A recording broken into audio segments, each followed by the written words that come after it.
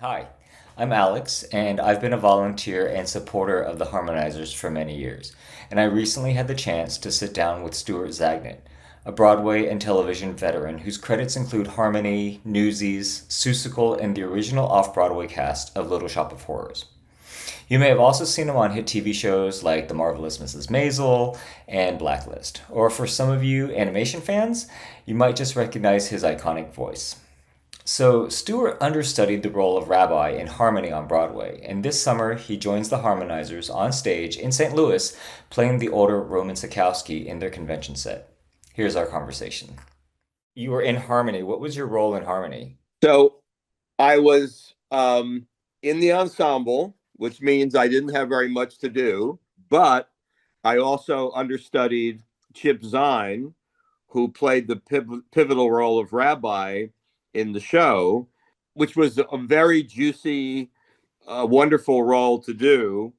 The best thing I can say is that we did run long enough for me to have what's called a put-in rehearsal, where the understudy gets to perform the show from beginning to end, and he gets to do all the costume changes and play all the characters that he does. It's usually not the regular cast because they're going to do the show at night, but there is other understudies that play all the other roles. I did get to perform the role on the stage of the Barrymore Theater before it closed. So, So, Harmony had a long road to Broadway, decades in development, and it still closed earlier than anyone hoped. Um, what do you think it says about this story that it keeps finding its way back into the world in different forms? I think it says that, like history, we keep learning the same lessons, and you could draw a comparison to things that are happening in our current situation in our world, in this country. There are variations of persecution, of wartime, and people being singled out. The issues, sadly, are universal, um, and the tragedy of harmony itself. I mean, I want to rephrase that. Not tragedy, but the sad thing is that it is a compelling, beautiful, real story of six men who truly had a love to perform and were celebrated for their work. They were phenomenal performers, each individually and together. Um, to and I will say the casting that we had in our production really mirrored the talents of those original harmonists. These each one of them was a triple threat. They were great actors, singers, and dancers. And as someone who's done a lot of musical theater, I can say to you honestly that I don't think I could have performed the performances that they had to do every night. And to also see understudies go on in one of those six roles and do the dancing routines, those choreography numbers were unbelievable. They were mind-blowingly amazing. Vocally, the harmonies were beautiful and intricate, and the story was emotional and really moving. And I want to say also that every night of that run, we'd come out for the curtain call, and to see an audience leap to their feet, it wasn't gradually. The minute we were all on stage, they rose like one mass, and they are applauding and smiling, and the tears are rolling down their faces. This had packed such an emotional wallop with the audience. It was stunning to see every night, and every night it happened. And I've done 7 Broadway shows, and I can tell you that I don't remember a reaction quite like that we got every night during the run of Harmony. So it's a tribute to the production, to the performers, and what was communicated about their story. When you were working on Harmony, what surprised you most about the Comedian Harmonists and either the way the musical framed it or the history of it? I think the thing that surprised me the most about the comedian harmonists, who are really the central characters of the show, was that even though I knew the name and I had heard it over the course of my life, I wasn't completely cognizant of the amount of work and how intricate their act was. Um, they did these comic numbers that also were musically intricate in the harmonies that they did. They also moved amazingly well. So Warren Carlyle's choreography, I think, truly lived up to the style and the presentation that they would have done in those performances. It's what's also astonishing is that they could have been so celebrated in their time, but sadly, because of how they were suppressed by the Third Reich, so much of them was eradicated. Not just them personally, but their movies and the things and the recordings, so that they became scarce items that maybe some people had hidden in their houses and turned up gradually. It makes the story poignant and tragic, that they had such gifts to give the world. Sadly, they were taken away. They were robbed of that long before their time. And who knows what could have happened had they been able to continue with their performances. They did get to play Carnegie Hall and they did come to the United States. But of course, the sad decision was they voted on it and they agreed to go back home. And that really was the end of them. And I guess it's because in war, just as in life, we don't have a crystal ball and we can't predict the future. The future had a very different ending for them than they even could have imagined. The show uses an older narrator looking back on his life to tell the story. And that's the same device the harmonizers are using with the older Roman Cycowski. Right. What does that framing do for the audience emotionally that a straight chronological telling would? The use of the older Roman Cycowski as the narrator of the piece, I think it's really important because he was the real lone survivor. He relocated after the war. The fact that he survived it is a miracle. But then he moved to America and lived in, I believe it was Palm Springs, California. And interestingly enough, that is where Barry Manilow, the composer, discovered him and their stories. And through conversations, when he did move to the States, he became a cantor at a synagogue there in Palm Springs and was a beloved member of that congregation, which is why his nickname Rabbi became part of his personality and his way he was identified. It adds a continuity having someone who experienced the time period that the show mostly reflects and also has the perspective of commenting on it as a survivor of that, now living in contemporary times. He did have a very, very long life. It wasn't that many years ago that he passed away. I think having an honest person who was part of that to be the witness and to tell that story is very crucial and very poignant too, because like every story, it's like we say that forgetting the past is you're dooming the future if you forget the past. It's true of the Holocaust. It's true of any other terrible tragedies in human history. So, Stuart, you're stepping into a barbershop chorus competition with a group you've never performed with before. So, what's your mindset going into that type of collaboration?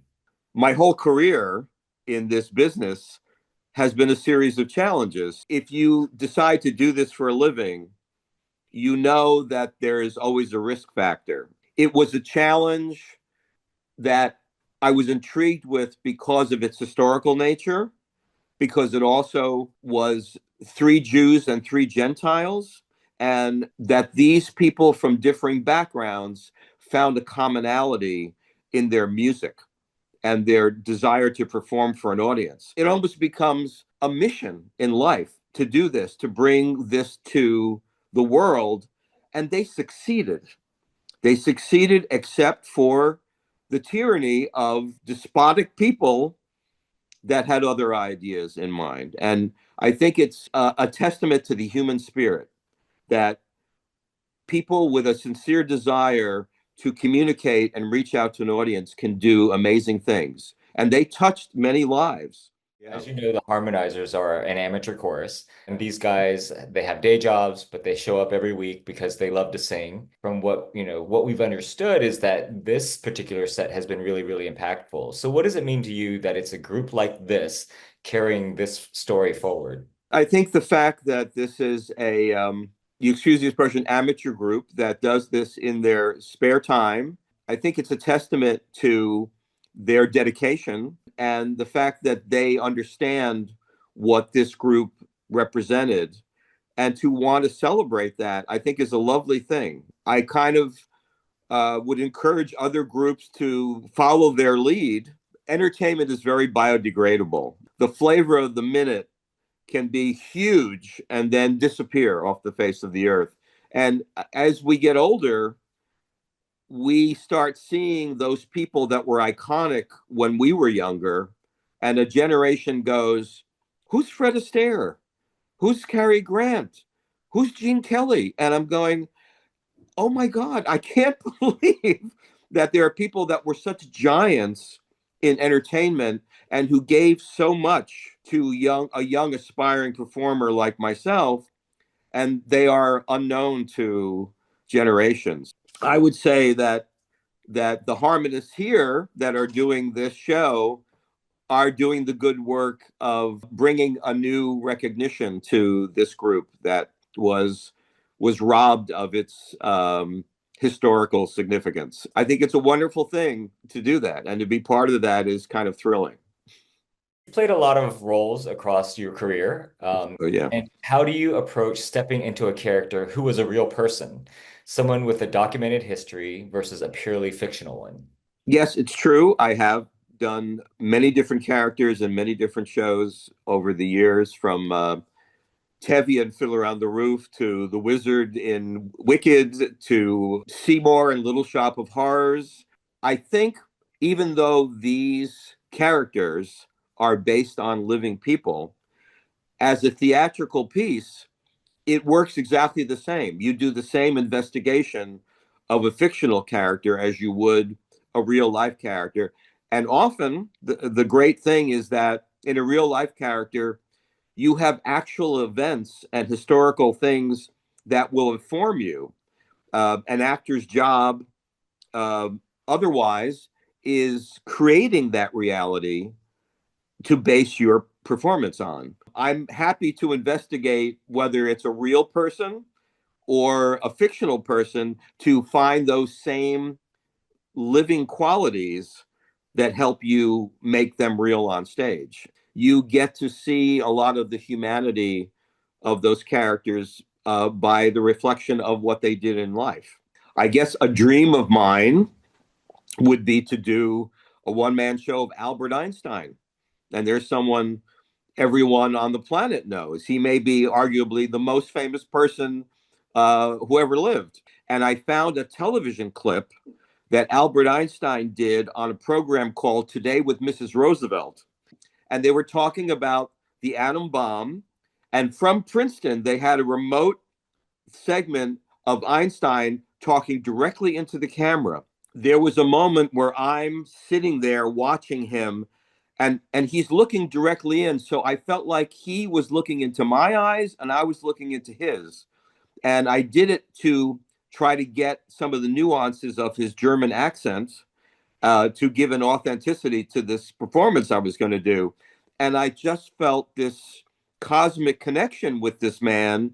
I must have played it back about 20 times there. I just sat there and played it over and over and over again. To me, that's exciting when you're creating a character, is to take all those elements. And when you have the opportunity of a living person, those are the keys to the kingdom. What you want to do is create a reality that the audience will look at and go, oh, I know that person. Broadway asks you to do the same thing 8 times a week for months. A competition set like this that the Harmonizers are performing asks you to do it and get it exactly right once in front of a live audience with judges, and you're with the group you just met. How does your preparation change for something like this?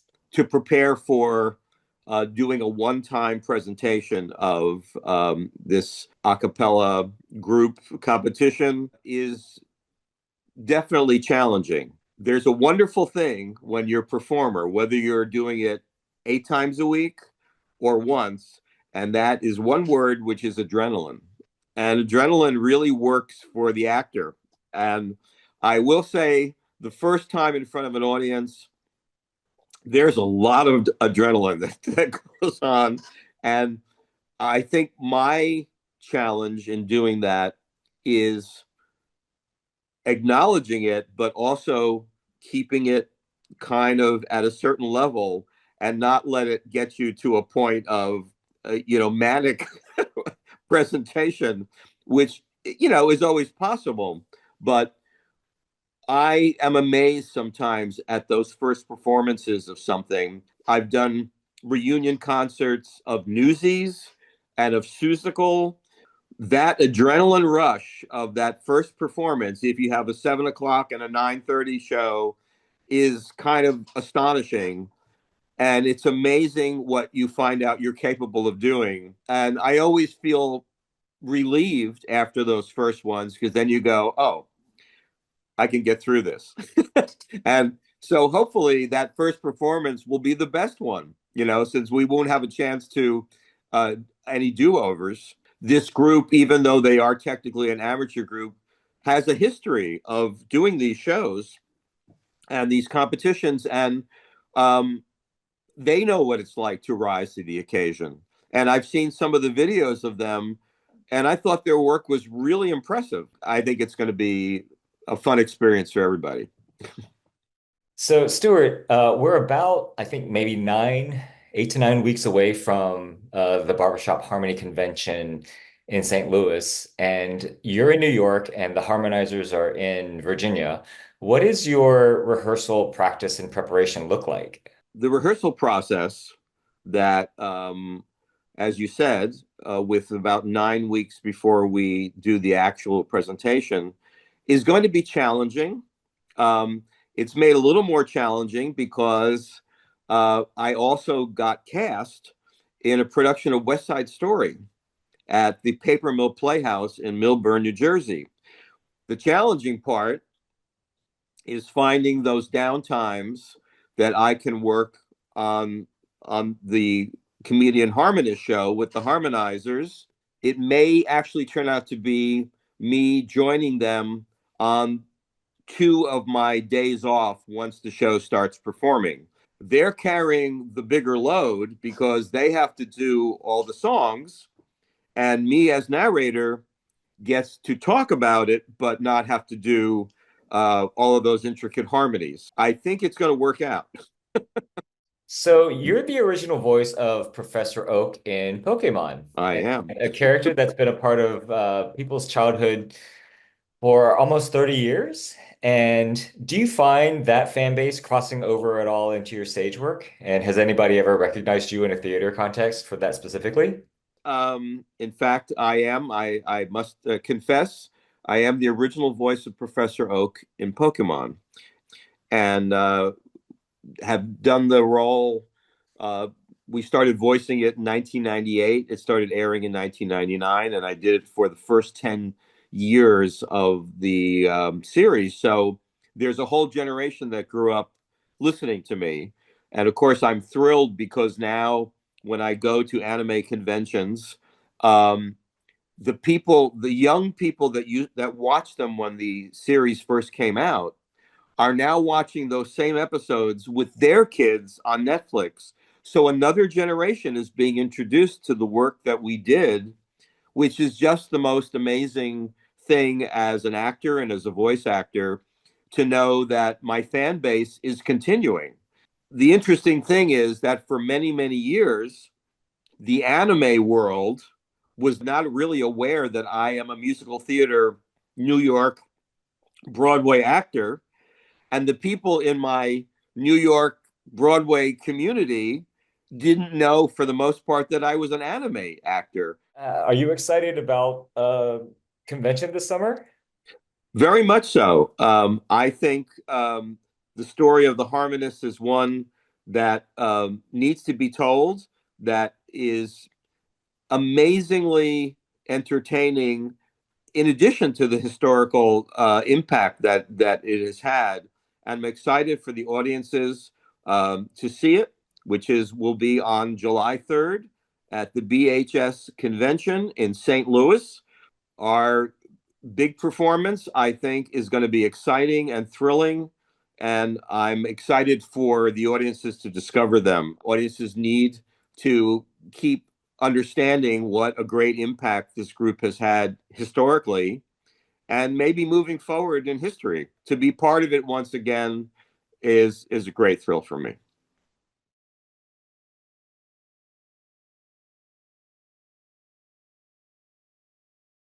My son, who's now about to be 30, was about 5 years old when it started airing. And I took him to the premiere of that movie.